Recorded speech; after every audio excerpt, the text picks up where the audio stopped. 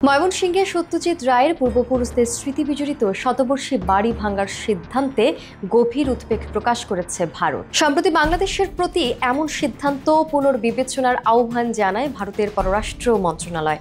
তারা জানায়, ঐতিহাসিক এই ভবনটি সংস্কারে সহযোগিতা করতেও আগ্রহী নয়াদিল্লি। একই আহ্বান জানান পশ্চিমবঙ্গের মুখ্যমন্ত্রী মমতা বন্দ্যোপাধ্যায়ও।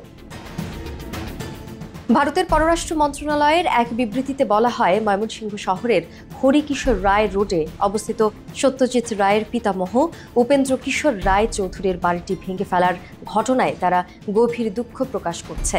বাংলার সাংস্কৃতিক জাগরণের প্রতীক এই স্থাপনাটি রক্ষার প্রয়োজনে এটিকে সাহিত্য জাদুঘর কিংবা ভারত বাংলাদেশের অভিন্ন সংস্কৃতির প্রতীক হিসেবে সংরক্ষণের পরামর্শ দেয় নয়াদিল্লি।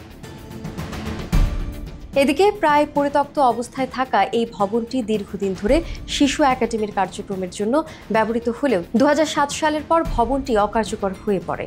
সম্প্রতি এটিকে ভেঙে বহুতল ভবন নির্মাণের উদ্যোগ নেওয়া হয়। তবে প্রত্নতত্ত্ব অধিদপ্তরের ময়মনসিংহ সুশীলজ জাদুঘরের মাঠ কর্মকর্তা এই সিদ্ধান্তে আপত্তি জানিয়ে জেলা শিশু বিষয়ক কর্মকর্তার কাছে লিখিত আবেদন করেন। তার মতে, রায় পরিবারের শতবর্ষী ঐতিহাসিক ভবন প্রত্নতাত্ত্বিক গুরুত্বের বিবেচনায় রক্ষার উপযোগী। পাশাপাশি সামাজিক যোগাযোগ মাধ্যমেও এই সিদ্ধান্তের বিরোধিতা করে লেখালেখি করেন অনেকে।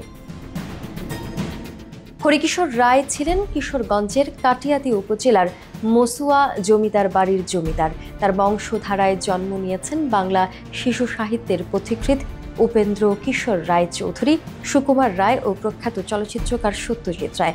ময়মনসিংহ শহরের হরিকিশোর রায় রোডে অবস্থিত প্রাচীন একতলা বাড়িটি এই রায় পরিবারেরই স্মৃতিবিজড়িত স্থাপনা।